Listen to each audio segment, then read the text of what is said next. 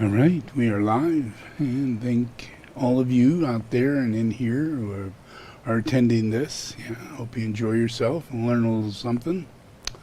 Today, I have a couple friends of mine that are traveling from Omaha to here on train. By our, it's an invitation. Yeah, so I covered everything. Said it'd be a better, fun trip. Yeah, because one of them is in a wheelchair and the other one is a little fragile. So put them on a train and let them go first class and enjoy themselves across the United States. That was pretty cool, I thought. Really, really cool. So this is them. I'll show you a picture of them if I can find it here. Here it is.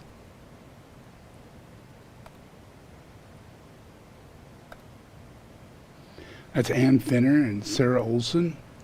And Sarah's the one in the wheelchair, and both of them have been with us about the same amount of time, which is close to 15, 18 years. And been with us for a long time. So this is a good time for them to be coming here, and they're going to spend a month here, and they get all the everything that we're doing, because we got a bunch of new things that would really benefit them. And hyperbaric and the use of ozone and all of that. So we invited them to come and enjoy it. Yeah, might extend their life considerably and better their life. Putting people coming to Shambhala is an event that I think everybody will probably go through. It's a big shock, because the things I say are, it's really on a small scale of what you might find out there to people that are supporting this sort of thought.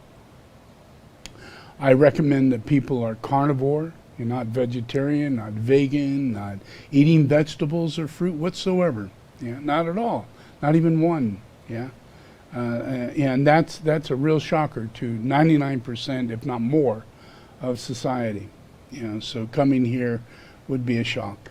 A lot of vegetarians go to places where they think they're being spiritual, and this is part of their spiritual lifestyle. And then they come here and they just go directly into shock. How could this be? So I asked people at the Dharma Center in Glastonbury and the people in Omaha to put on video, put YouTube on doctors who are exploring the carnivorous diet, and all the people who have been saved by it, who are vegetarians, who are vegans, and have been most of their life for 10 or 15 years. And what a difference it made for them to become carnivore. Literally saved their lives. And they didn't know how toxic they were until they became carnivore. And then all the toxins started coming out. And they got real sick. And it took like 2 or 3 months for them to really get themselves together, start building muscle rather than deteriorating, creating cancer, and all the diseases known to man. Which is vegetarianism, veganism. So I kind of, since I'm a doctor in this way, I'm a Buddha, and that makes me a doctor. And I got credentials and all kinds of stuff. So my kind of medicine is something that is an essential degree of nature inside of us. And if we follow that nature, then we become healed by that. And there's a lot of ways to support what you're doing to create more healing. So like coming here, you not only get soul therapy, but you get to walk in to the monastery, and you've never seen such a thing. No one's ever witnessed such a thing, not even on TV, not even in movies, not in Star Trek or anything. Nothing is close to this. And then the technology that goes on here, it's just beyond anything you can wildly imagine. It's like Star Trek, where they scan people and they can look inside your body and tell whether or not you got disease going. Yeah, we can do that. We actually have technologies that can do that. Vibrational medicine, energetic medicine, Metatron, different types of ways to work and ways to treat, which is more color and sound and vibration. That you're not going to get anywhere unless you walk out in the sun. then you might get some from radiation coming from the sun. You might get some from the sound that comes from streams and wind through trees and things like that. But to really reverberate what it is that could wake us up to the fact that we were enlightened. We were enlightened. We were angels. Yeah? How far are you from that today? How much about God are you aware of? Or are you seeking? If you're seeking, then something is going on that is the opposite of what you should be doing. That includes your diet, your behavior, your lifestyle, your actions. Do you meditate 80% of the day? And in every way that you're awake, are you meditating?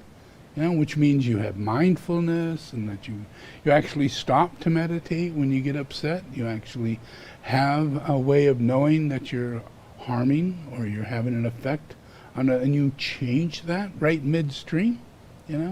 Is that your character? Is that how you build yourself and work with yourself? Because only through those things do we build our body. Do we stabilize our emotions? All those things, right? So unless we have color therapy and vibrational medicine and other technologies that should be in our lifestyle, it should be something when we go to the doctor, we're going to be treated with it. We should be treated with ozone. There's a science involved in the process of killing bacteria and growing, body function, getting rid of different types of diseases throughout the body, including your gum disease, all kinds of problems that you have in your skin and your hair, and ozone would make a big difference in that. But California, it's illegal, and many states throughout the United States illegal. Because of why? Ignorance, stupidity. You go to doctors that are not qualified to be a doctor. Today they are, tomorrow they won't be. In 20 years, the education that they're going to have to receive, the ability for them to open up their minds, and have a heart, sit with a patient for hours at a time, not just get to know their name and get to know their insurance number, and that's as far as you go, but actually take the case, sit with the person, get to know the person. Get to know every member of the family, because that affects the person. As a true practitioner, you have to do that. That is the Hippocratic Oath. It's not do no harm, it's do good. You don't just try and prevent yourself from doing harm. That's what the Hippocratic Oath that most people say it's involved in medicine, and it's not. What's involved in medicine is to do good. Do good, which means you research and research and research, because you're ignorant, and you now have a license to practice medicine, which means to research, to involve yourself deeper into a holistic reality around a person and circumstances and things. So when you come here, you see that, whoa, this is a monastery. Well, there are no monasteries. Where I come from, the town I come from has a church. It has many churches, but monastery, no monasteries. The big city that I come from, no monasteries. Wonder why that is. Why is there a monastery here? Why is it part of the healing? Because it's actually, you should be subjected in your birth, the moment you're born, to monastery, monastic life. The monad, the reality of monastic life. Monks, nuns, the truth of higher nature, why you were called to come back to earth, why you were called to come here. And in this monastic setting, you can give thanks and receive it, and your consciousness can wake up because you're in the right place, doing the right thing, and all the elements are structured in such a way that you're not being kept from it. They're all, everything, if you're open, it's open. Truth will be there, But first you have to set the stage. You can't take away the truth. And everything is a monastery. So if you're going to go to the school, or to the hospital or into service. It's the monastery. That's where you go. And that's 100% our life. Yeah? Whether we're out to be a fireman. Why would we want to be a fireman? Why? Because we care. We work and live in a monastery. Yeah? It's part of what we do. Why would I want to be a doctor? Why? Because I care. Why would I want to be an anthropologist? Why? Because I care. The new group of world servers only comes out of monastic anointment. You were called to be here. You were asked to be here. You agreed to be here. Now you have these abilities. Are you going to use them? And with the offside of laziness and pride and arrogance and all these things of, oh no, I have these other ideas. I want a girlfriend. I want a boyfriend. I want a degree. I want to be what I'm seeing on TV. I want to be famous. I want to be a lawyer. I want to be a doctor. I want to be these things that you can identify with as a character, because that's your personality. That's as high as you can go. You cannot make a decision. Can't make a decision because you don't have the right options around you. You don't have the character, the option to become a monk or a nun, and that's where it starts. That's where it starts. So when you come to Shambhala, it's the first thing you see. You come to the gate. Welcome to Shambhala Monastery. Yeah, you drive all the way up the road, and again, you come to a gate, and it says, "Welcome to Shambhala Monastery." Yeah. Because it is a travel. It's hard to get to that gate. It's hard to get up that road. It's hard to get through the second gate. And now you have to actually enter into a holy place, which it's not a lie. Other places are just symbols, like Satanism. It's a cross or just a symbol or a statue or this or that. But if it's a holy place, it is sacred geomancy, and applied all the elements to work within that sacred, masterful design of the ashram. You'd have water flowing, you'd have air flowing, you'd have electricity coming through, you'd have grounded reality by circles and pyramids and squares. Yeah? Grounded reality. Not square houses. If you had a soul, you wouldn't live in a square house. But who's got a soul? How many people live in a pyramid? Yeah? 100 people, 200 people, 200 souls. And it doesn't mean that they're saints or anything. It just means that they agreed before they got here, and they fulfilled that bar into the agreement. I'm already here. I've already been working with pyramids. I teach everybody that you should live in a pyramid, sleep in a pyramid, that nothing should be started without a pyramid. That is your ashram. It connects you to Shambhala, where the pyramids come from. And our pyramids aren't regular pyramids. Our pyramids have octahedrons in the corner and have pyramids on orbs sitting on top and double stacked, and geometric forms sitting in all the corners and hanging things from the center of the capstone. Capstone having, engravement on it in order to give us the Christ light, in order to give us Metatron's grace, in order to get us to God. All things that are in our memory. They're there. They're never not there. When you die and you go to heaven, all these things you see.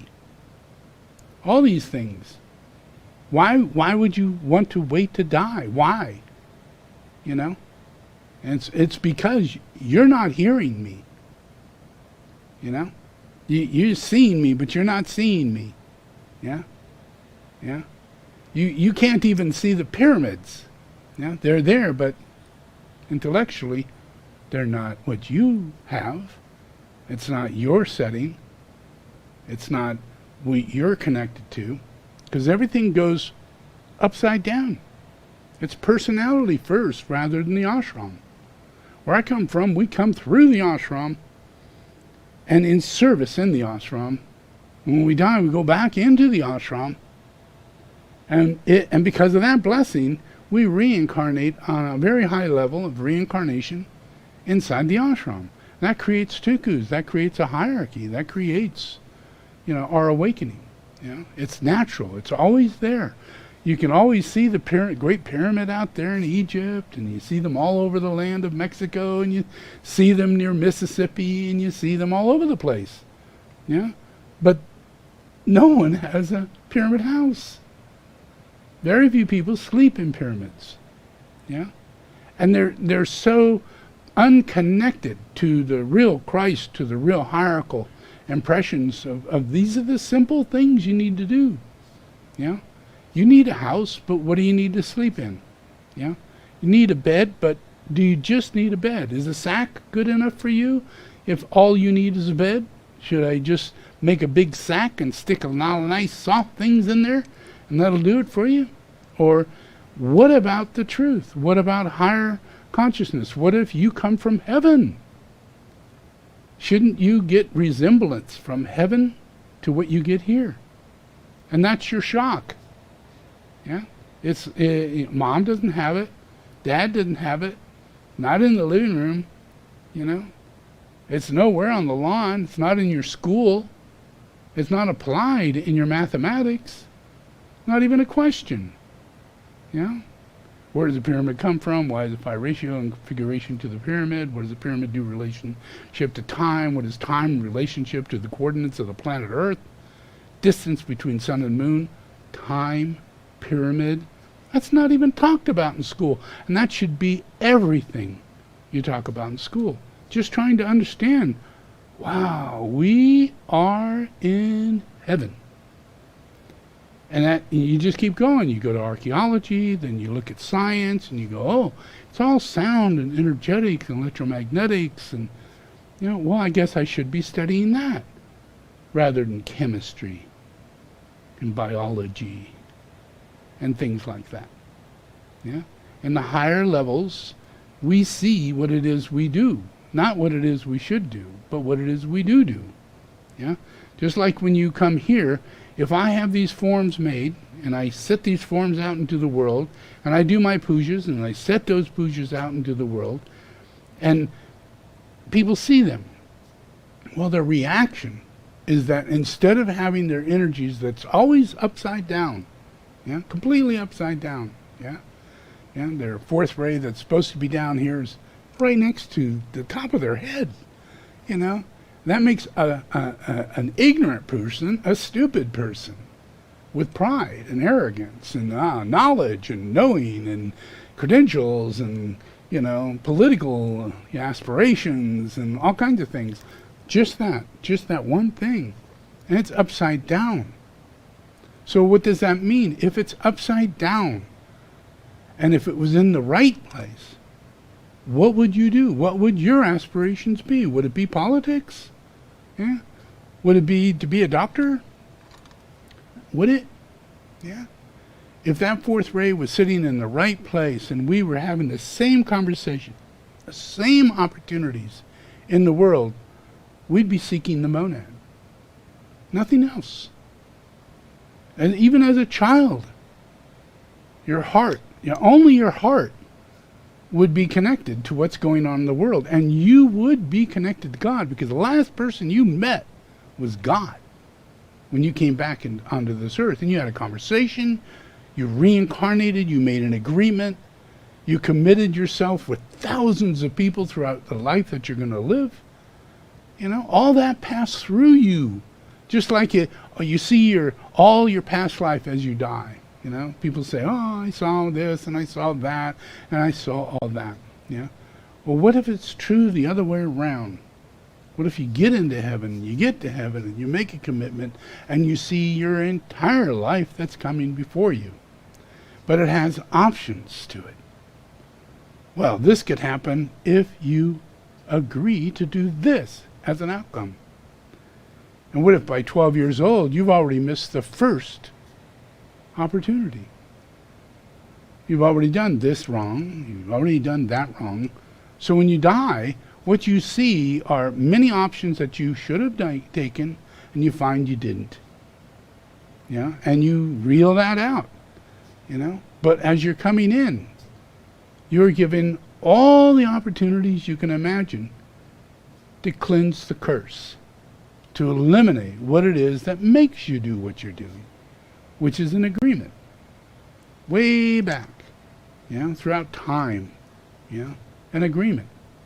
Could have been 100,000 years ago, 300,000 years ago, 2 million years ago, and it affected the entire planet. Imagine if this planet was affected by fallen angels in the form of extraterrestrials, Dark Lodge kind of thing, really evil kind of thing. We see grays coming and we see extraterrestrials and we hear about that and we go, wow, too much to say that it's not true.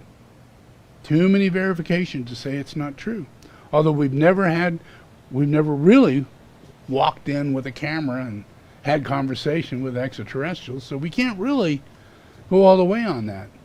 But enough to say, yeah, they're there, and they're hiding. And they're still there, and they're hiding. And they're only giving themselves enough outward recognition so that you remember they're there.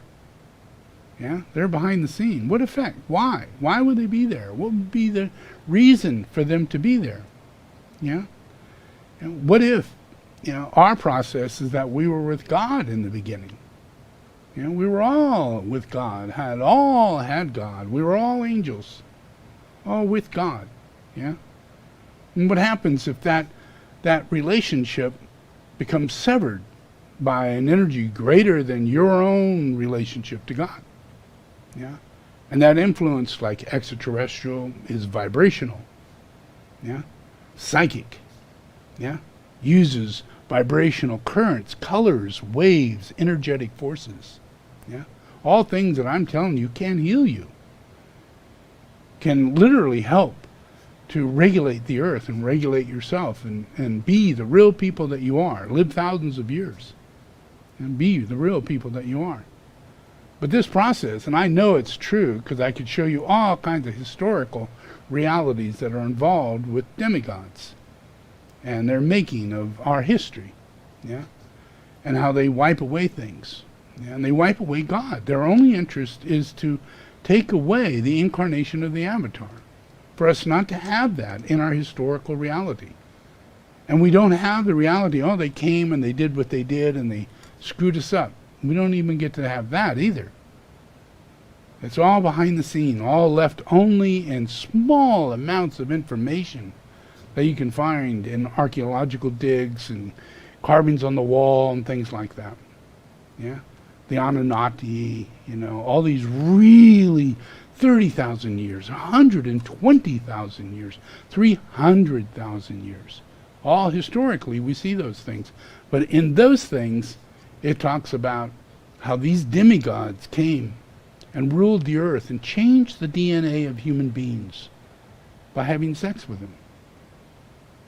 By creating giants, which became the incarnations of the demigods, their children.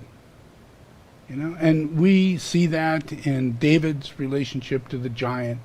We see it in other relationships archaeologically that we found in American Indians, in America. All throughout the world there's been giants. And they're not good giants, They're the kind that come in and kill you, eat you. They're cannibals.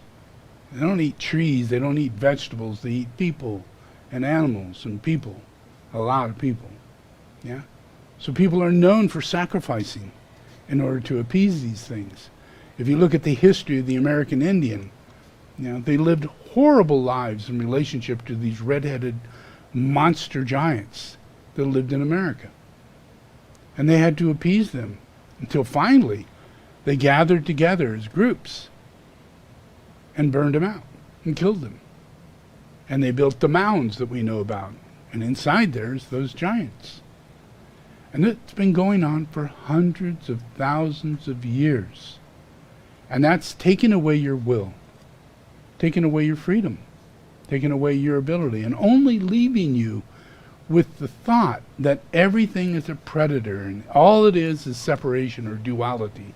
There's heaven, but then there's here. I hear about it, but I don't see it. I can't experience it. I can't even prove that Jesus exists. And if you watch enough and you study enough, there's more people out there saying it's qualifyingly possible that Jesus didn't exist, that it was a guy named Samuel or Simon or somebody else who was on the cross and not the guy Jesus the Christ. You can literally study it and find that there are many avenues taking us away from our history, from our truth. Yeah, and just leading people into, oh yeah, there were many messiahs, none of them were the Messiah. Oh yeah, that if you want to believe in a blue avatar, then go right ahead, or if you want to believe in an avatar that gives birth to elephant, half human, half element beings, go right ahead, but you're crazy, you're nuts, you're savages thinking like that. That's on top of, if you know the relationship of cycles of time, and we go through spiritual cycles of awakening throughout time, yeah? And our process is that during the darkest hours, the darkest shit takes place. And we are overcome. And what comes out of it is kings and queens. People who go around through a bloodline. Yeah? And that bloodline comes from his Anastasis, who believe that they're kings and queens. They used to be giants. They used to be hoarders. They used to be people that wiped away villages and had no consciousness of it because they don't come from this earth. Yeah? They have no interest whatsoever, just to be a predator, and that's it. Yeah? So we can see that, in our history. We have Hitler, we have all these different processes in our history, and all they are karmic, involved reality that is just going around and around and around like a movie. Yeah? And we're looking at Hitler, we're looking at this, and we're looking at First World War, and we're looking at war and all the way to, China or Korea or wherever we've been in war. And every single one of them, all of those aspects of war come from that bloodline. Our ability to be that way, consciously, DNA, RNA, to be that way, comes from that bloodline. Yeah? So that bloodline gets and did get wiped away through Adam and Eve, which is many, many hundreds of thousands of years after this fall. Hundreds of thousands of years. Yeah? Only 10 or 12,000 years was the time of Adam and Eve. Yeah? Yeah? So that cycle created a new bloodline. And all of humanity, not every single one of them, yeah, but most of humanity is from the bloodline of Adam and Eve. And that takes them back to the original cycle. That's why the actual bloodline of Adam and Eve are people who live an average of 1,000 years because of their bloodline. They're pure. They're not evil extraterrestrial son of a bitches, demons, yeah, that invaded this planet and got everybody to believe in extraterrestrial superiority. People bent their knees, went down on their knees and prayed to the extraterrestrial ship and to the people that came off that ship. Yeah? And they weren't God.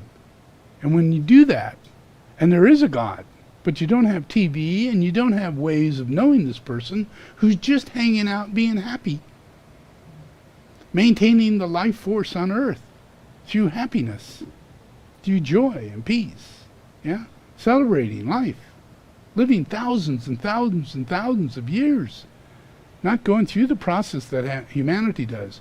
Study that. You'll see that in Babaji, you'll see that in many of the past lives, all the way to Adam, to Enoch, Methuselah, all those bloodlines are direct lines that have to do with God and Genesis. And Genesis is a making of a new DNA, a new genetic relationship to this earth.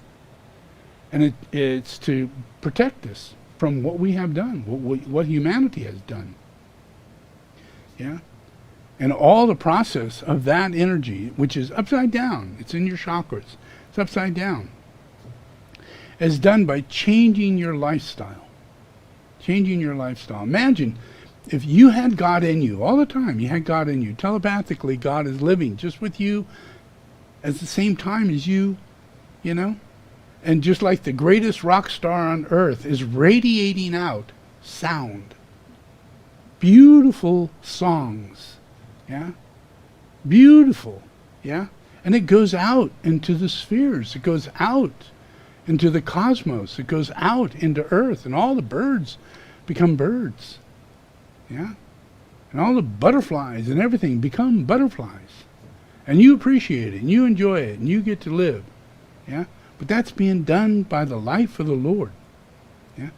And when these creatures came and people bent their knee to that, they lost their telepathic ability to connect to joy.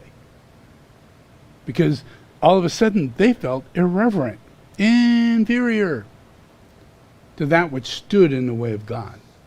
So much more prominent. Imagine if this was tens of thousands of extraterrestrials who come down onto this earth at a time when we have total ignorance, and yet we are spiritually capable. We have the avatar, we have all this going on. But come at a dark time. Come when people are in their lowest of nature. Yeah?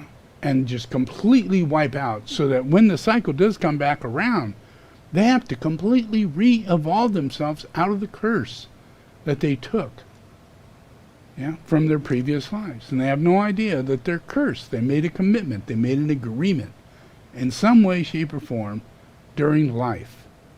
And then it keeps coming back as karma. Yeah? So it's hard to change karma, yeah? Unless the Lord comes, and the Lord is in a time or a cycle. You know? And, you know, just like I explained the relationship of time and cycles in Hindu reality, and you know, how the Vedas explain the yugas, and how those energetic principles change our consciousness. Yeah?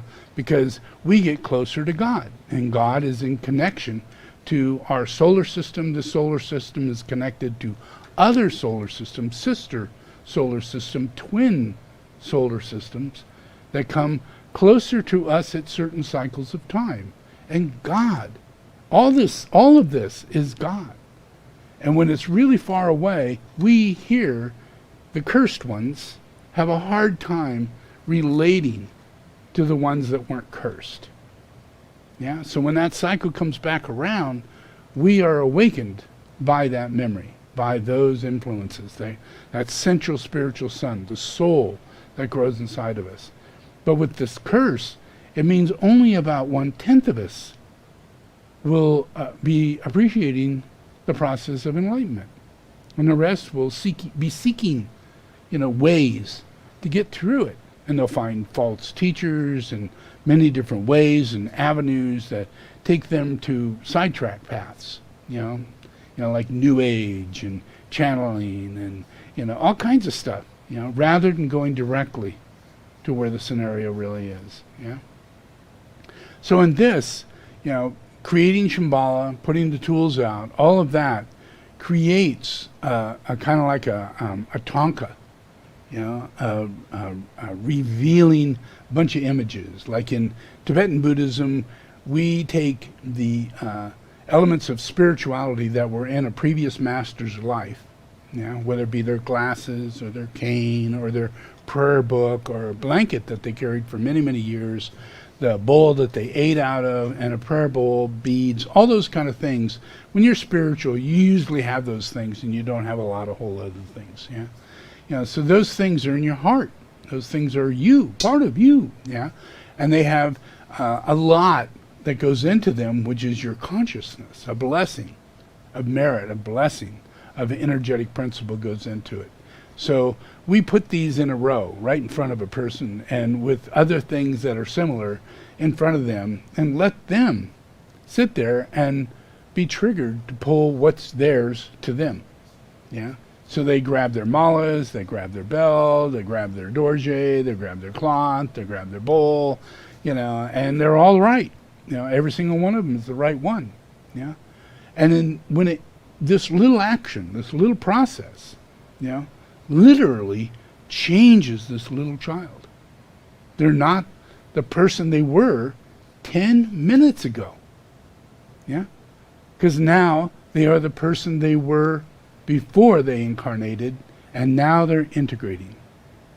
So many tukus, right after this little thing takes place, they're able to give, without memorizing, without studying, pujas that they've done in previous life, hundreds of thousands of times, and do it spontaneously during the middle of a puja while sitting on a throne at only 3, 4, or 5 years old. Yeah? And you see people all the time, kids all the time, who walk up to a piano and go, you know, come on. And then you, as an idiot, you go, oh, what a genius. You know, what do you call them, you know, when prodigy? You know, why make up a stupid word? You know? When it's right before your eyes, you're seeing recapitulation, you know? And there's no other reason for recapitulation than reincarnation, yeah? And it's all that way in life, everything. And there's little times that we get to witness, you know, a kid sit down, do this, say this, you know, have these abilities that come earlier in life because they agreed that they would continue fulfilling that mission. Yeah, and they agreed that this is the way that they would be in service. Yeah, whether or not they fulfill that is a totally other thing. Yeah, just like with the tukus, unless we find them, sit them down, tell the parents to leave the room. Yeah, sit the child down, lay the things out in front of them, see what the response is. Do this to many children of the same qualifications. See which one comes together on it. And usually later on, all the children, slowly but surely, are figured out which previous incarnations they come from, and they're all tukus. They were not a candidate, you know, to be that person, but they were either a disciple of that person or a previous incarnation in relationship to this cycle of beings. Yeah. So we have to, like, wow, we have 8 of them now, 8 kids that incarnate, all very special, very holy. Now we have to kind of like separate them. And how do you do that? You put the highest one's images in front, and that one comes forth, and then you continue doing it as time goes on. Yeah, and that's normal. That's normal shit, because we are angels, we are souls. Yeah, we can recapitulate. Yeah. And we can only do that if we live a life, a lifestyle, yeah, a job. How do you make money? Well, actually, I don't. You know, I give. I do everything I can to attain and give in charity. You know, so it's not about making money, it's about being able to facilitate charity. Yeah? And that happens inside the monastery. You don't really learn that out by Dad and Uncle Festus, you know. It's something else that comes with monastic attitude. And when we come back to our tools, we come back to things, it's the same thing I'm doing here. Setting up this monastery, having me as a central figure. Here I am, Jesus the Christ. I'm the reincarnation of Krishna. I am the incarnation of Adam. Yeah, I am the reincarnation of Shiva. Yeah, I am the original Brahma. You know, I am all things that has to do with the avatar's existence and experience. All things, and that sits right before you, and it always is with me. Yeah, and that's always on this earth.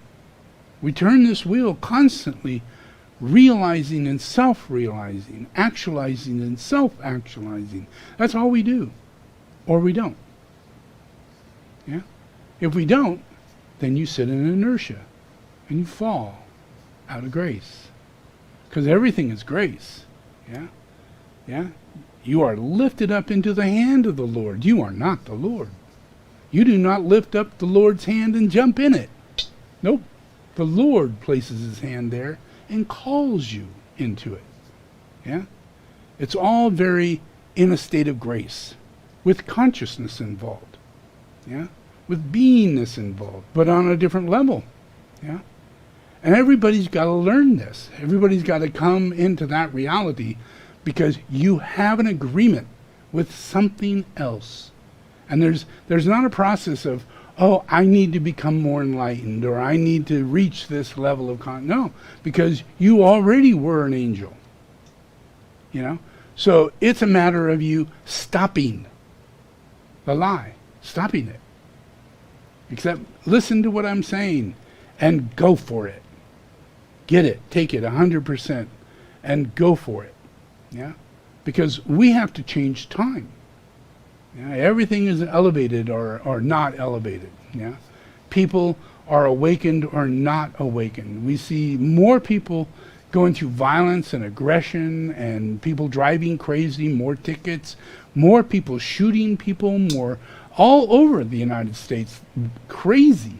We have a crazy ex-president. We have crazy people following that guy. It's crazy. Yeah? But all of that is due to agreements that we've made. Yeah? And it has to do with lifestyle. Yeah? Because you agreed into the lie. Yeah? And it all just goes, oh, college, oh, culture, oh, king, oh, queen, oh, identity, oh, riches, oh, this, oh, that, you know. It's all an illusion. It's all a lie. It's all just, you know, a caking of pride, a caking of self-centeredness, you know, all this stuff just loaded on a person. Yeah? Yeah? So all of that has to be reduced, and it can only be reduced energetically. Yeah? You can't do it by, you know, many say, oh, I'm going to make an agreement. I'm going to use affirmations. I'm going to use, you know, do all these things. I'm going to pray my ass off, you know, and then I want to make a commitment that I'm going to be a better person, you know, and that'll make me into, you know, all this and that. Now, all those things are kind of good. Yeah? But the real difficulty is trying to follow this. Yeah? Trying to follow the right view. I am expressing the right view. Do you have that same view? And it's hard to see. It's hard to know, you know, because in order for this to work, everybody has to be monastic. It's not the other way around. It's not, you need to change your personality into monastic. No. You need to realize you shouldn't be here. And if you are here, it's because of monastic.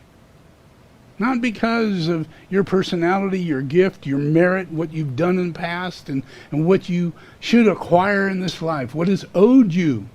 And it has nothing to do with that. Yeah? It has to do with monastic.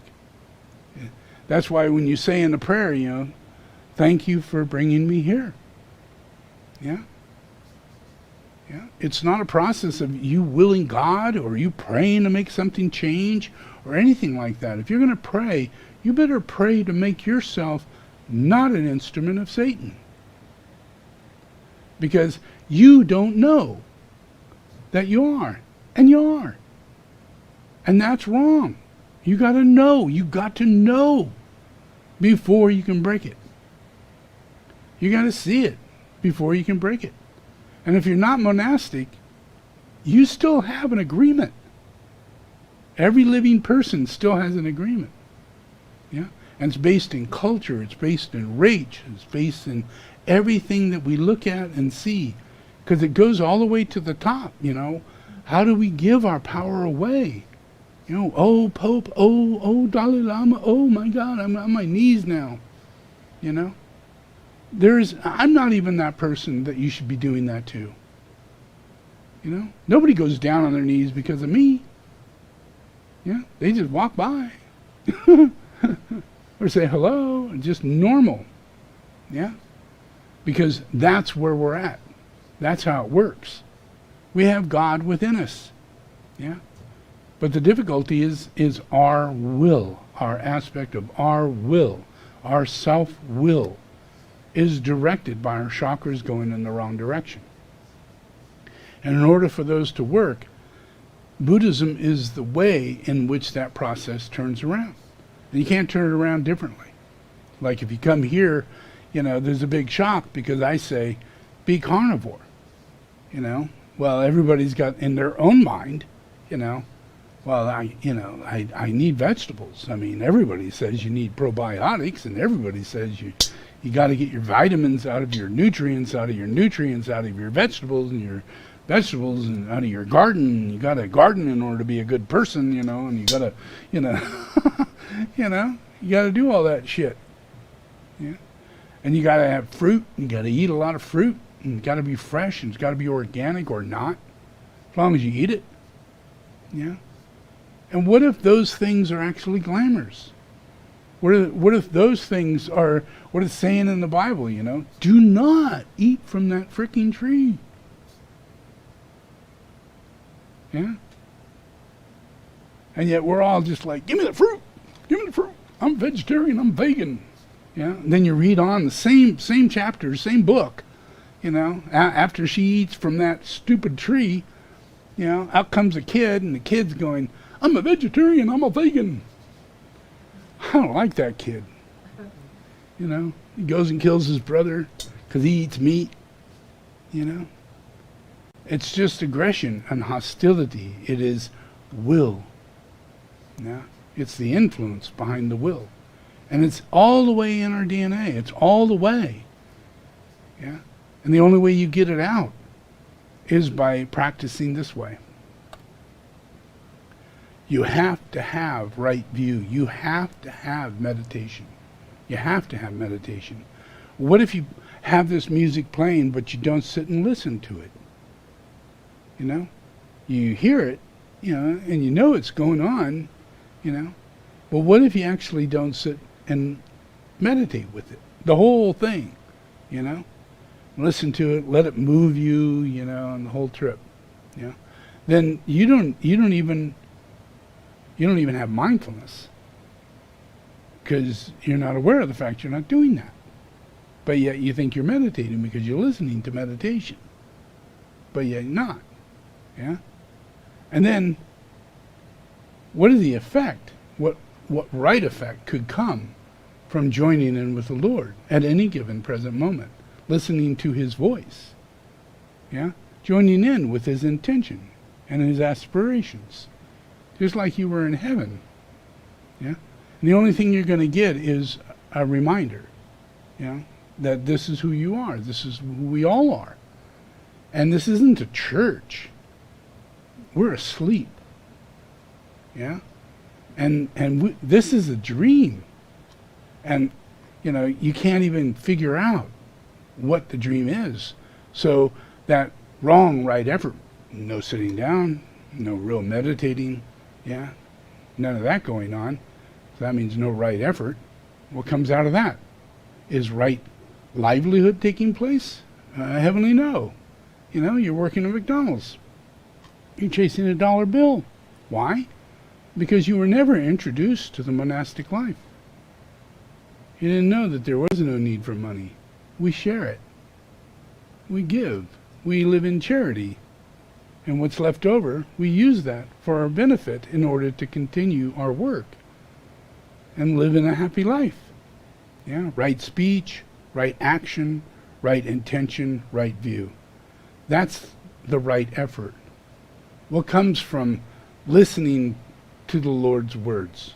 Yeah, what comes from meditating with the Lord? It allows you to be better speech. Yeah, but if you just take it laissez-faire,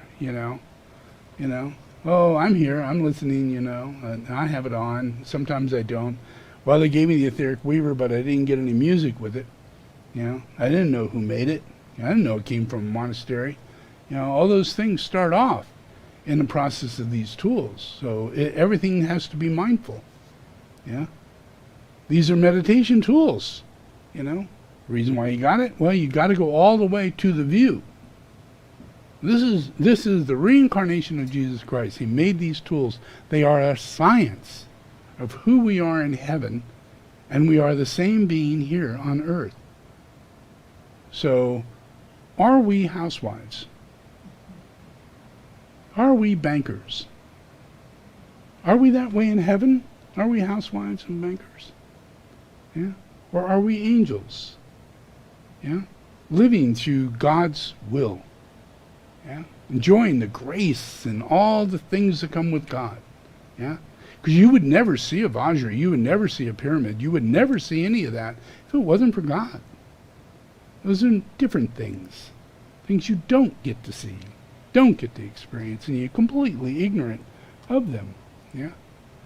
So from that you get right speech. From that you get right action. Yeah. From that you get right intention, and then you get right view. Yeah. But first, you must meditate and listen to the Lord. That takes what? Effort. Yeah? Because what happens if you listen only 1/3 of the way, and now you're thinking about the grocery bill? Or you're thinking about, oh, wait a second, I got to check that text. You know? Or anything that takes your mind off of focus. Yeah? Yeah. And that's meditation. That's how we get focused. That's how we change time. Yeah? Because imagine if time is locked in. What if we're in destiny and time is locked in? Everything we do, everything we say is pre-done, preset. You can't go into the future and change something that's going to happen in the future. It would alter everything. It'd be wrong, supposedly. Just like if you go back in the past, there'd be a butterfly effect. If you change something there, all of a sudden Kennedy doesn't die, or this and that happens, and all these things happen, and we're in a nuclear holocaust. You know? And you had no idea, by changing the events that happened in spontaneity, that are done and over with, yeah, unable to go back in time and change those things. There's a reason for it, because of the butterfly effect. And that same thing is a relationship to the future, yeah, except that we are creating a butterfly effect. Does that make sense? We don't have good things going on. Yeah, we have people lost. We have Indians who don't get any money. They're kicked out of where they're. All kinds of bad things. We can spend our entire life unveiling the shit that is going on that needs to be unveiled so we could fix it. But gosh, it's so rough. It's so hard. Who wants to be that enlightened? Yeah, to deal with that and look at that and then cope with that, and how would we then work that out? That's what grace does. Yeah. That energy of being able to have right speech, right action, right job. Yeah? Job meaning, where are you at this point in time? What are you doing at this point in time? Yeah? And if you're in the right place at the right time, you'll be asked by the right people at the right time, and you'll be saying things that are meant to be said. And these are all part of destiny. Yeah? But we aren't creatures of destiny. We're creatures of manifest destiny. We go to astrologers. Yeah?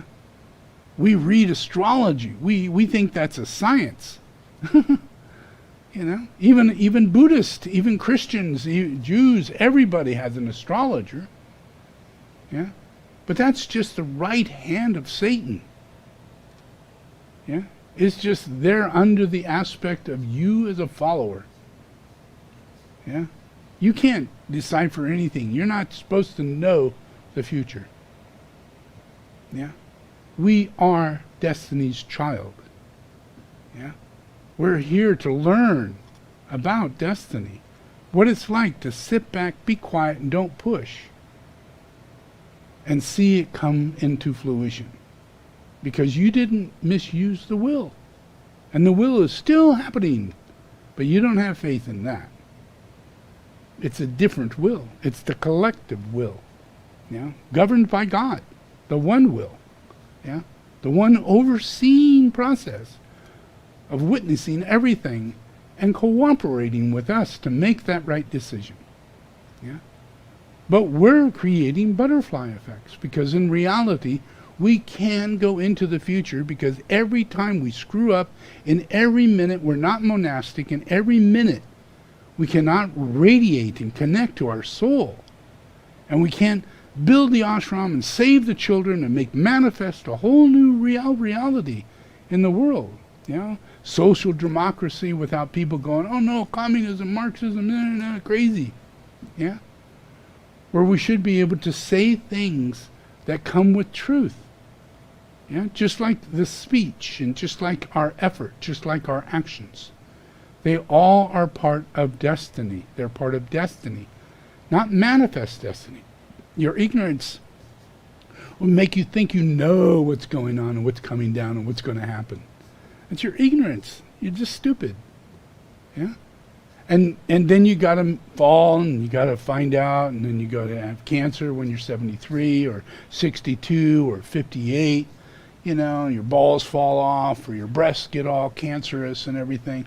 Very common things in our daily life. You know? Why is that?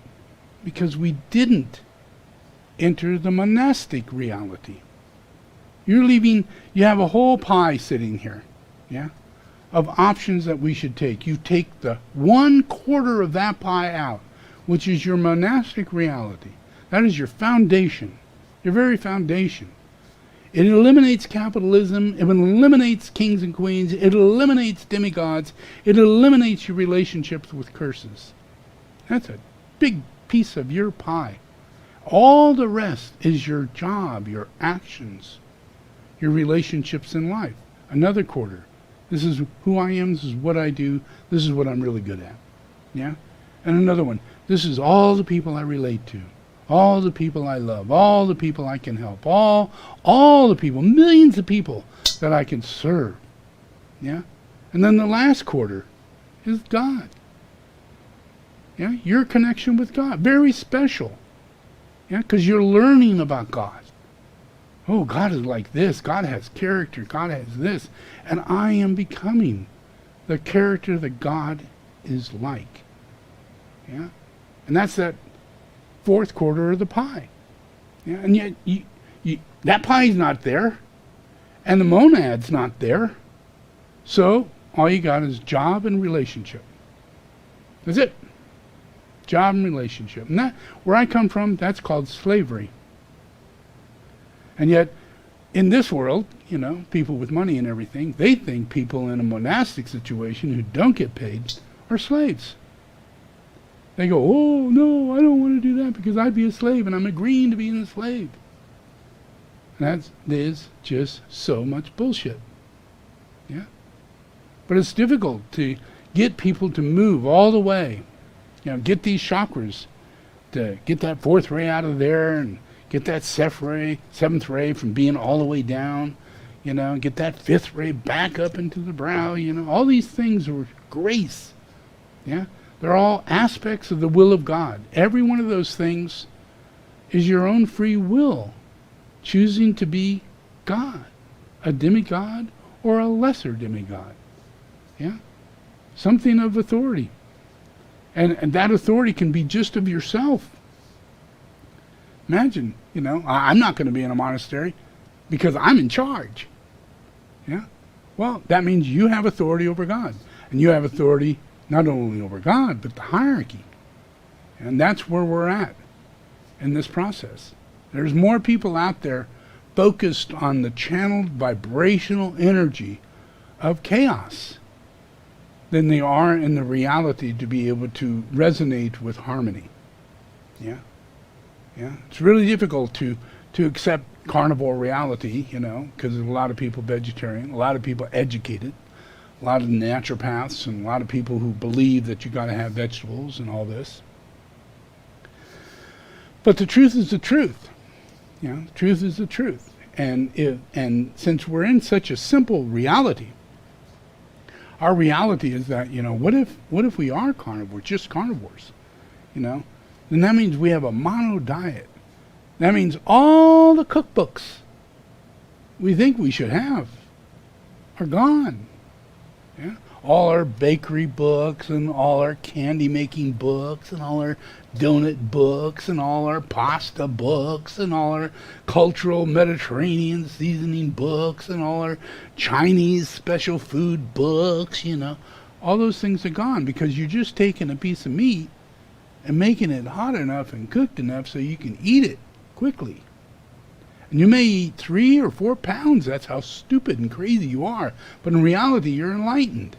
And you're getting more and more enlightened. Yeah? Because you have no idea. It's all about these things that are put in front of you and whether or not you have enough soul to be aligned to the things that are the truth, that you found to be the truth. You have merit from your past life.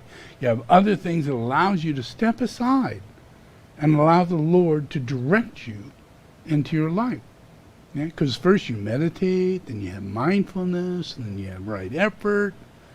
Well, what the heck's going to happen then? You're making yourself open for the Lord. It's not about you anymore. Your lifestyle will be under the guidance of the Lord. Yeah, but good chance you're a liar. You're not meditating, but you say you are.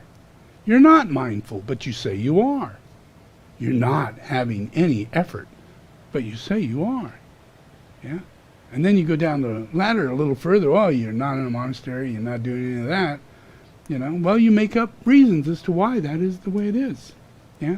And you go to the next stage, and say, oh my God, what is my relationship to life itself, Look at this. Now it's speech, action, intention, and view. And your livelihood. What you step out of a monastery and you go into a gas station, and all of a sudden you forget everything. And now, oh, I'm in a gas station. Hey, do you have work? You have work? I need food. No? Okay, I'll go down the road. Hey, you got work? Because you completely forgot there was a monastery, and you came from that monastery, and there's no need for any money in that monastery. Yeah? But if you didn't meditate and didn't have mindfulness and didn't have right effort, you wouldn't have any memory of such an event. Because it was in a laissez kind of mundane life. And a monastery is not mundane. Monastery is as high as you're going to get. And it's just not what you're expecting. Yeah? You're expecting twinkles and magic and fairy dust and superhuman strength and all kinds of special things that you're going to get from it that'll verify you that you have done the work. Where instead, you just live as a normal human being, but for a very long period of time. Yeah? Because your speech is right, your action is right, your intention is right, your view is right. But if all of this, and this is all about monastic, it's 100% about monastic. Yeah? Because if we lose that gets veiled, then what happens when we step out? We all of a sudden, we know we are going to get hungry. Or we're homeless. And we end up homeless. And our own judgment of ourselves is, God betrayed us. God kicked me out on the street. God gives me no food. God doesn't care about me. Well, that's not very mindful. There's not a lot of meditation going on in there because there's a lot of anger and hostility for being homeless. Yeah? Because there's no monasteries anywhere, people. None. There's no way out of this thing. No way out of it without monasteries. So, I built this thing, but we're in the next phase. Yeah, 10 years ago, I began building in the year 2000. I began building, that's the year 2000, 2010. I began building monasteries in Tibet. Yeah, throughout China, in India, in Drepung. I built the stupa, and I organized relationships for reincarnations and tukus and furthering the karmapa for both of them to come together and work it out, for many, many things to be worked out over that 10-year period. And then after that, I began focusing on building this monastery. Yeah, and then getting that completed and working on getting people to know that we have these tools. We go to shows every year, show after show after show in Canada and all over the place, all the way down, I think, even to Australia or New Zealand or something. I mean, it's crazy, and so we're pushing to help people know that this is a monastery. You do not have a choice. You do not have a choice. If you think you have a choice, you are the son of Satan. And that's terrible. That's terrible. Yeah? There's no other reality to it. There's not like, oh, no, maybe I'm the son of a little baby Satan, or little cousin Satan, or the lesser Satans down the. But it's not true. Yeah? This whole thing is ruled by the influence that holds God out of your life. And it's big. It's not little, it's really big. It's enormous. And suffering and death and disease and all the things that we go through that is wrong shouldn't happen. It's not part of destiny. It's not a part of God's plan. Shouldn't happen. It can, overnight like that, it can happen. But people have to wake up and go, I am a monk. I am a nun. And I am going to commit myself into this process. And start their mindful meditation. Yeah? Start their regulation. And then finally become a monk or a nun. And that's their livelihood. And then from there they go out and reach all the rest of humanity through charity. And save humanity from this horrible curse of money. Greed and fame and fortune and all the things you think you're going to get. You know, you got a house, you can pay money for that, you sleep in it, you own it. You're going to go to hell. That sucks. And I'm here to teach and teach and teach, and you're still going to go to hell, and I can't change it unless you do exactly as I say. Because there is no alternative truths, you know. Oh, we're all in a monastery. I don't think so. Not yet. Not now. No, this place is too small. You know, I'll wait until you're ready. I'll wait until there's 100 of them out in the United States, and I'll choose to live in, you know, Hawaii. You know, I'll be in the monastery in Hawaii. I'd rather be in Canada Monastery, if you don't mind. I'll wait till we get to the Canada Monastery. Doesn't work like that, people. You have to get in, and then we go out. So what I'm doing this year, from the year 2020 to the year 2030, which is pretty much the end of humanity itself because of stubborn situations of people not joining the monastic life, yeah, I'm going to go out, and we're all going to travel, yeah. We're getting vehicles over the next year that are all electric trucks, and they will have campers on them, and all of the Sangha will travel in those vehicles with us, and we will go everywhere in the United States, and we will establish monastic life and build monasteries all throughout the United States, yeah, and allow people to take refuge in their location, build dharma centers in those locations. All will be pyramids, all be very much in the same order as this, yeah. And you know, I'm not saying this just so that people will, oh, okay, great, I can't wait until you get to Wyoming. You know, I'll join when you get to Wyoming. You know, you know, just get your mind open, because in a manifest destiny reality, you are creating a butterfly effect. You cannot do two things at the same time. You either are holy, holy, holy, good, the true, the beautiful, or you're just kind of good. You're untrue. You're okay.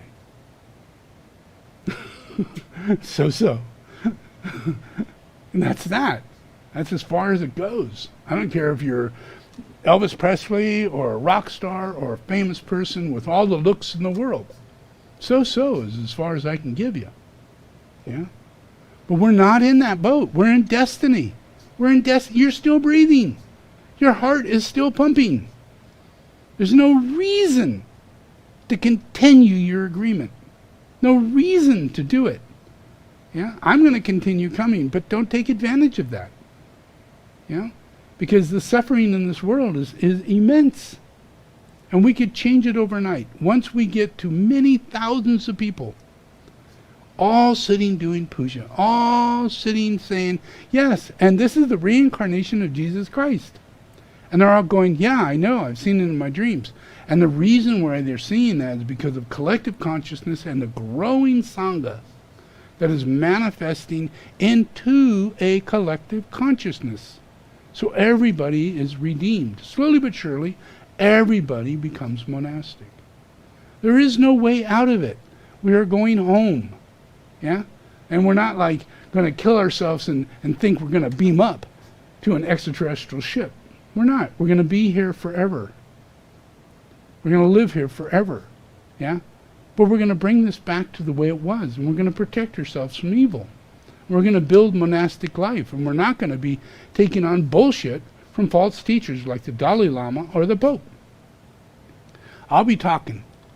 Yeah? I'll be moving this shit. And everything I say, everything I do is destiny. We are all part and parcel of destiny. But I'm destiny. Everybody else is manifest destiny. That's why my world of view and teaching and action and job and lifestyle is far different than yours. I am a monk. I am in a monastery. I've been doing this since I was a little kid. Because I know the difference. If I don't do it, very bad karma. Really bad karma. Not just for me, but all the good things I could be giving people won't be brought to them. So I'd rather go through the other side, and go through whatever I have to go through, in any way I have to go through it, in order to bring people light and truth and understanding. And that you're going against manifest destiny. Yeah? And you can turn that, you can turn the switch completely off. Completely off. Yeah? So let's pray.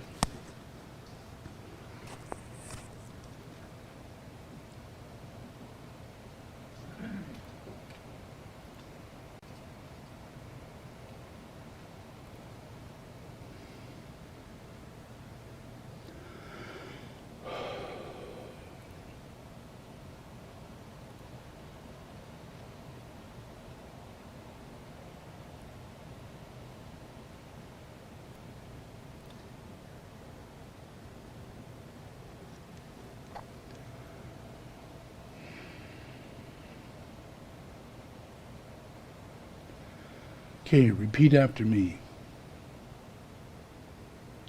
Lord Jesus the Christ, thank you for bringing me here. Lord Jesus the Christ, I open my heart to you today. I invite you to come inside. Come, Lord Jesus Christ, and save my life. Receive me today as a child of God. Forgive all my sins, and write my name in the book of life. I give myself to you. My spirit, my soul, my body. Receive me, Jesus.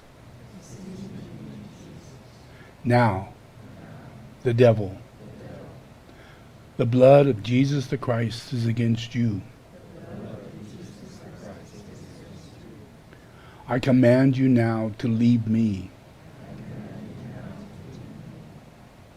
I do not belong to you. I am God's property. Leave my life. I disassociate myself from you. I renounce every evil covenant. I have entered in with you.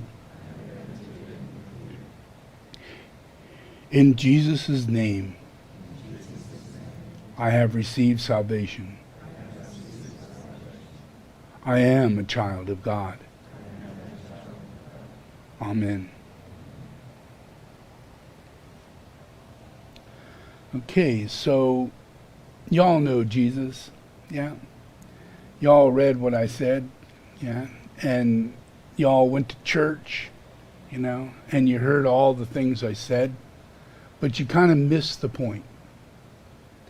I was only there for 3 years that people could witness me. And in those 3 years, I speak exactly as I do right now. I took 12 strangers out of their life and asked them to do as I'm asking you to do. Yeah?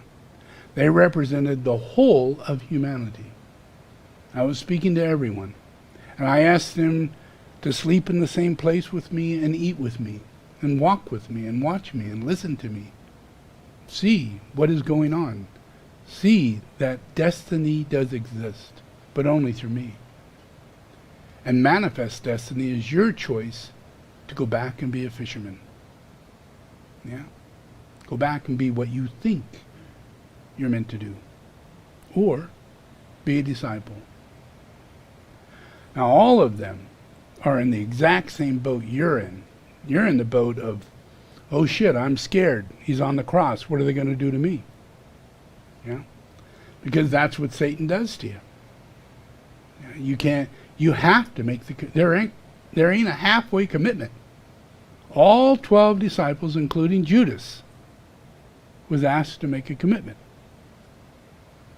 Yeah? Not one of them fulfilled their commitment. Not one. Yeah? And even after coming back, they couldn't recognize me. They couldn't see me. Yeah? They doubted me, They're going, nah. Yeah. And, for it to change, I would have to stay and recommit myself to them so that they would further their commitment. And it shouldn't be like that. Yeah?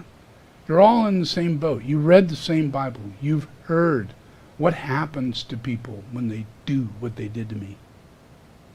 Yeah? It destroyed them all. They all died in horrifying ways.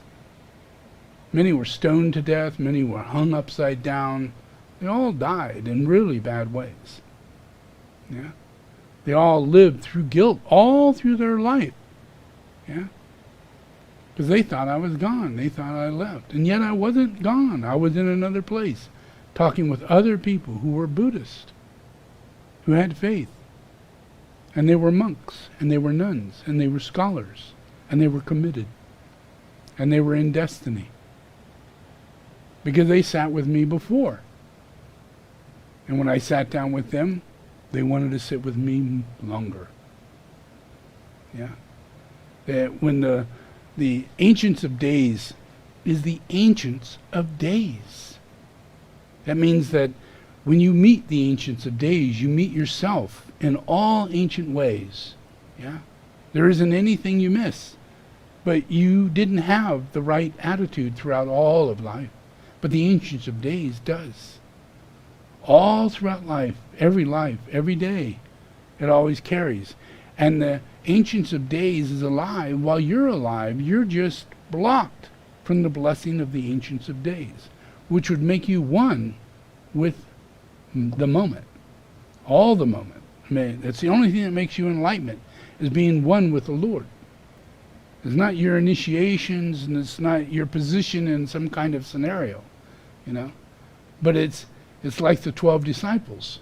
They all doubted, Should we be disciples? Should we have to hang out? Should we have to listen to this?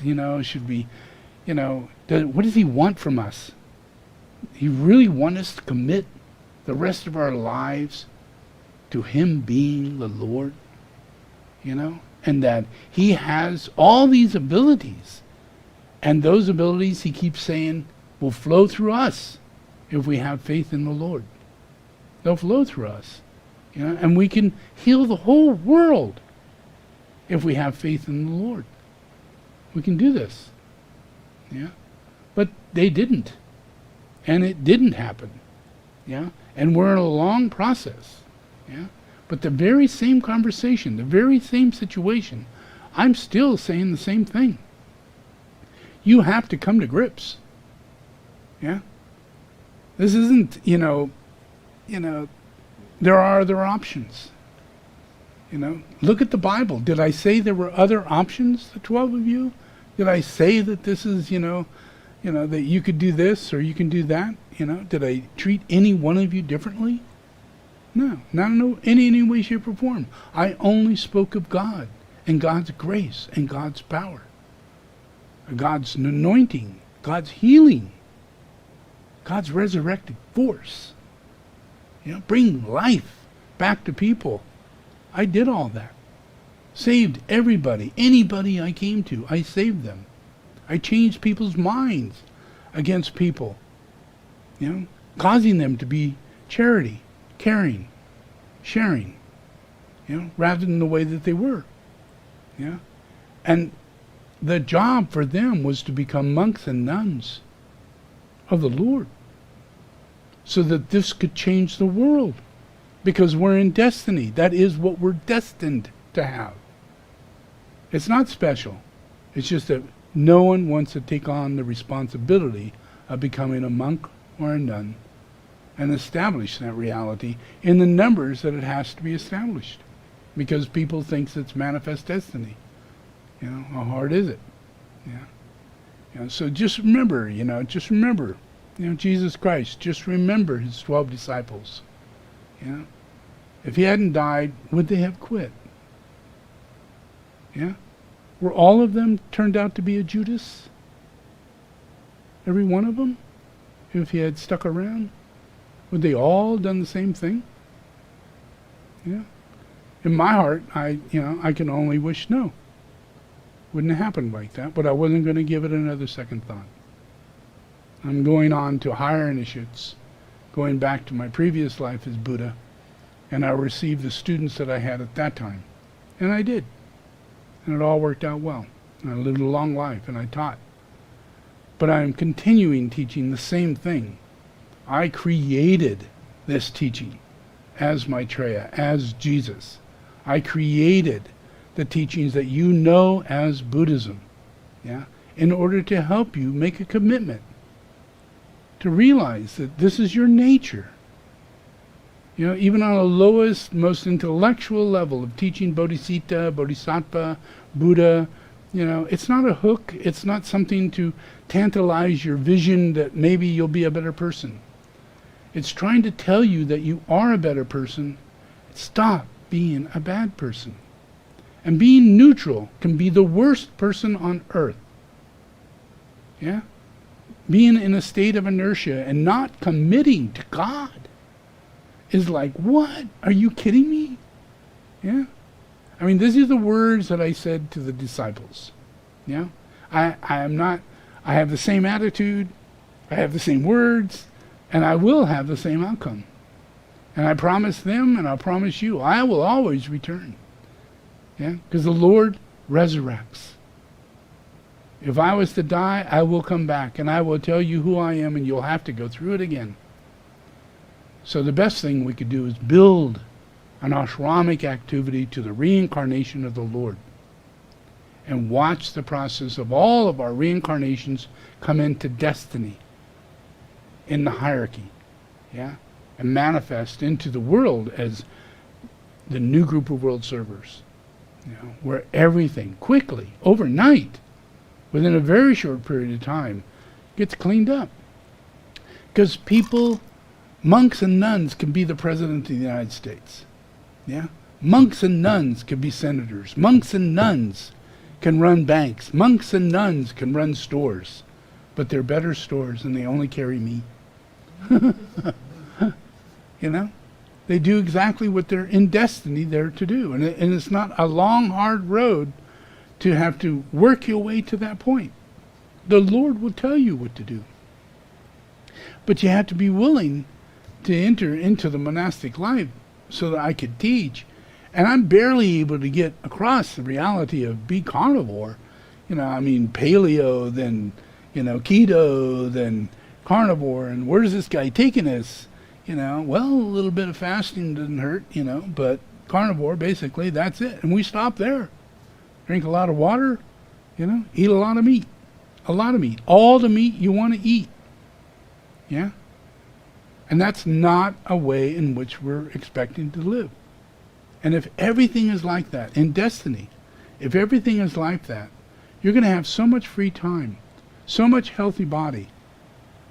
Everything will fall into place. Your bones will rebuild themselves rather than degenerate into this 70-year-old person who's got fragile bones.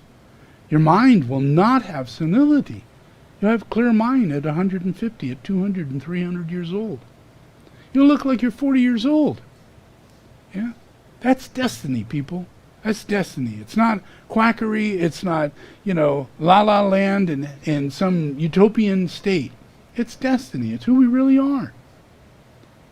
Look at Adam. Look at Methuselah. Look at Enoch. It's who you really are. You are the children of God. And this, even though it's a small family, it shouldn't be. It should be out there because of Jesus.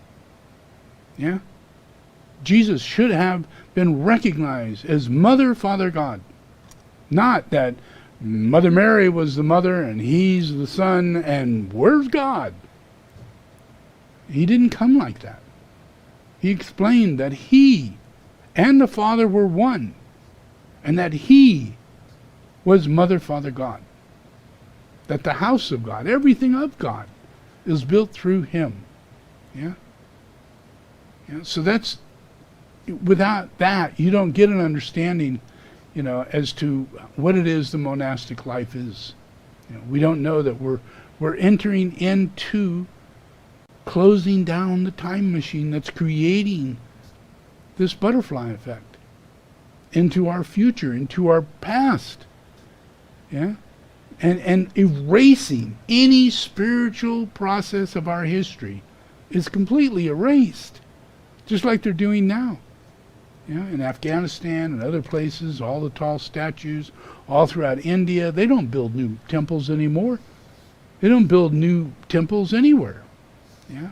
They tear them down. Glastonbury's temple is street.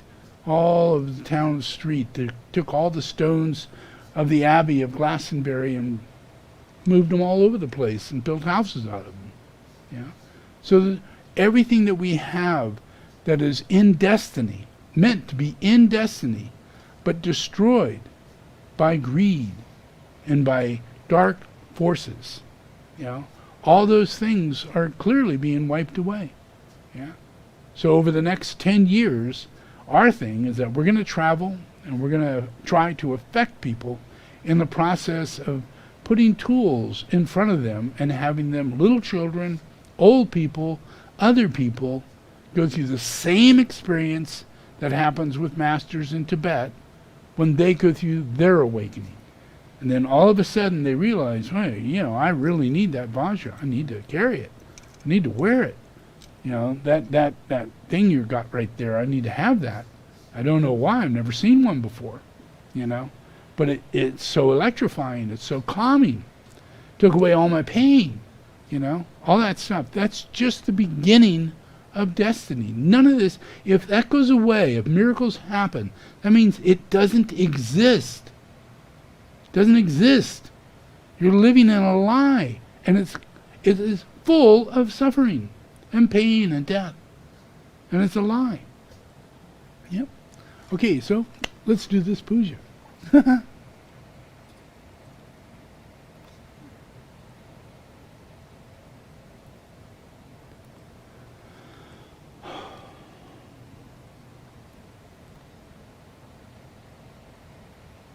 Okay, just relax and close your eyes.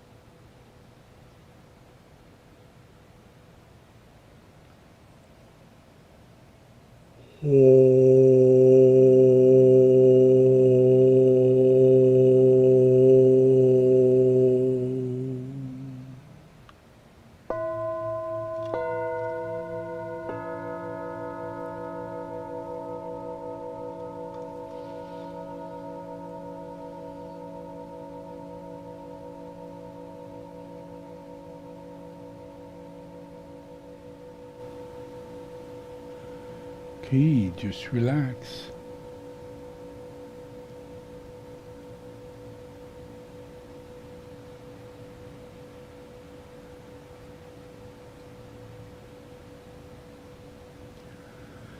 All right, you can open your eyes.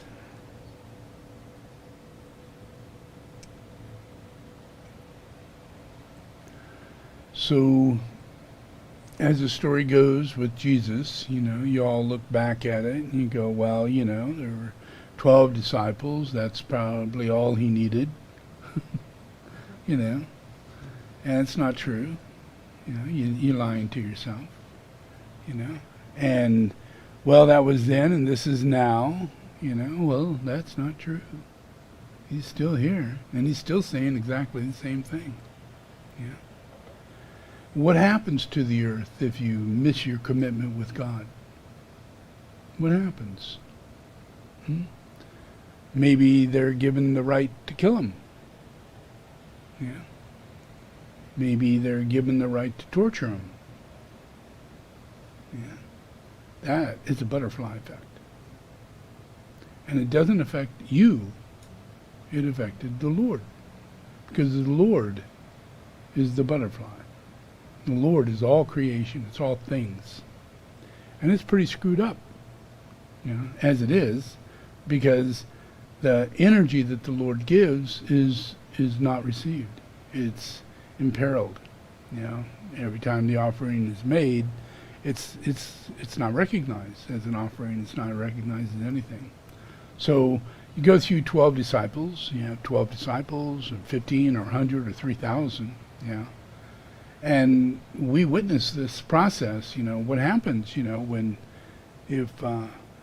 How did that end? In the movie you'd think, well, he came. He gathered 12 disciples. He saves the world. Saves the world. Well, but it didn't. He didn't save the world, and he died. And he disappeared, and he never came back. According to your lie. Because that is the butterfly effect. If that's your destiny, you made that destiny. You made that destiny. Where no Lord is in the world. If the 12 disciples, except for him to be killed, walk away and don't say anything and let him be killed, then what are they going to come back to? A butterfly effect world. And there's no options. There's no, This is a reset. We're going to redo this. There's no options. It runs exactly the same way every time. Yeah, it's like a loop. And the process is that you didn't know you didn't really kill the Lord. They did. He was killed. He did suffer. He did sacrifice his life for you. He did die on the cross. He did go in a grave. He did resurrect, as he said. But all of it was denied by those 12 disciples. So then he leaves and he doesn't come back. And there's a whole other parallel of history that humanity's not involved in. And that affects destiny.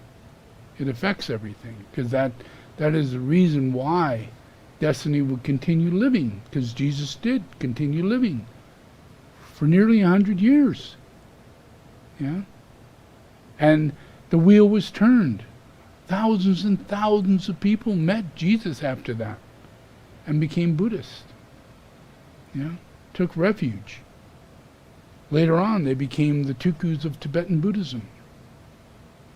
Naropa, Nagarjuna, Karmapa, all those people. But then they get hit by another fake, and he says, well, just kill him. So that leaves them in the same boat that left the Christians, to where they can't remember their teacher. And now they're confused. And they're not sure whether or not the reincarnation, or does he even come back? Dalai Lama says he doesn't. Never have, never will. And this is all because people can't make a fucking commitment. That's amazing. And it's a butterfly effect. And you're messing with God. Yeah? The opportunity is humanity right now. Everybody in humanity, all who's alive, has the opportunity to turn this corner. Change this thing dramatically. It's the easiest road you'll ever take, All you do is come in contact with an etheric weaver, come in contact with a Vajra, come in contact with my music, and start having dreams or visions and strong senses that you need to become a disciple of Jesus Christ, who's reincarnated. Why would he come back? He's here. What if he leaves? You're going to miss this boat again? Yeah. And no telling what effect that will have on us. So I'm doing everything I can to get out in vehicles, electric vehicles, because I want to do the right thing. So I have to change the entire world to provide for the year 2020 to the year 2030.